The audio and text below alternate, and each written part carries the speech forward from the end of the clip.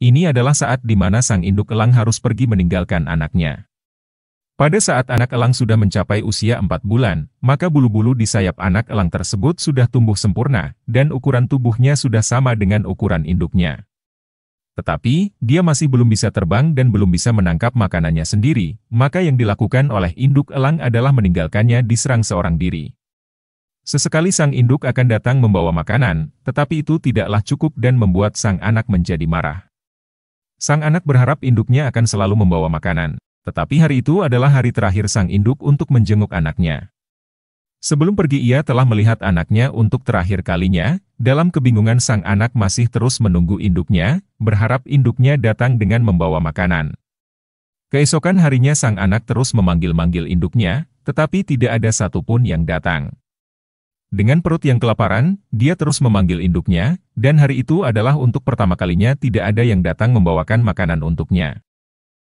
Tetapi, penantiannya telah sia-sia, karena induknya tidak akan pernah datang lagi, maka inilah saatnya menjadi elang dewasa dan menjadi raja angkasa. Kelaparan telah memaksanya untuk belajar mengepakkan sayapnya dan terus mengepakkan sayapnya.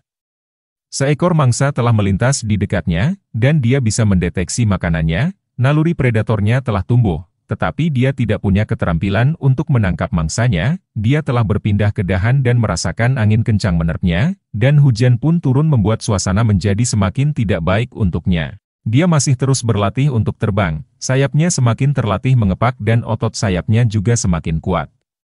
Akhirnya hari yang ditunggu itu pun tiba, dia terbang untuk pertama kalinya, berpindah dari sarangnya menuju ke dahan pohon yang lain.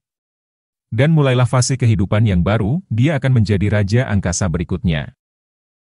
Dia telah belajar terbang, mulai terbiasa hidup tanpa bantuan, untuk bisa bertahan hidup satu-satunya jalan adalah meninggalkan sarangnya dan memulai hidup baru di tempat yang baru dengan tantangan yang baru. Sarang tempat dia menetas dan pertama kali menghirup udara untuk bernapas, tempat pertama kali merasakan suapan makanan dan kasih sayang sang induk, kini semua hanya tinggal kenangan dan harus segera ditinggalkan. Dia tidak boleh hidup di masa lalu, tetapi harus optimis menghadapi masa depan. Di tempat yang baru sang anak yang beranjak dewasa itu telah menemukan hewan buruannya untuk pertama kalinya. Otot-otot sayapnya semakin kuat dan cakarnya semakin tajam dan terasa oleh pengalaman-pengalaman baru. Kelak dia akan mendapatkan pasangannya dan akan hidup 60-70 tahun ke depan, menjadi puncak rantai makanan dan penguasa di habitatnya.